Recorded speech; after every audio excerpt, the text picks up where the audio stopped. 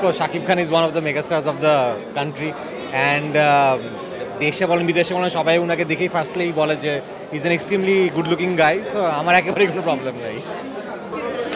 না না না না, প্রশ্নই আসে না।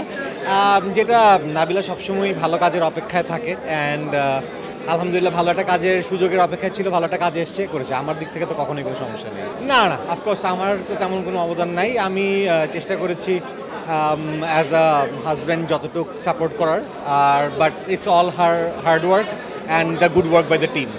হ্যাঁ, like I said, I am extremely happy and আমার কাছে যেটা সবচেয়ে ভালো লাগছে সেটা হচ্ছে গিয়ে যে ওর পরিশ্রমটা, ওর এই এতদিন অপেক্ষাটা, এটা একটা সুন্দর ফলাফল হয়েছে। সো এটার জন্য আমি সবচেয়ে বেশি হ্যাপি। আলহামদুলিল্লাহ, অসাধারণ, খুবই ভালো। অফকোর্স ভাইয়া তো দাঁড়াতেই চাচ্ছে না, ভাইয়া আমাকে তো ওয়াইফ হিসাবে আপনি কেমন এবং অভিনেত্রী হিসেবে আপনি কেমন? অভিনেত্রী হিসেবে সবাই আপনারা দেখতেছেন, অফকোর্স খুবই ভালো, কাজও খুব ভালো করেছে, এতদিন পর বুঝাই যায়নি। আর দ্বিতীয়ত ওয়াইফ হিসাবে অফকোর্স খুবই ভালো, সিনসিয়ার, অনেস্ট এবং যা একজন পার্টনার চায় ঠিক সেরকম।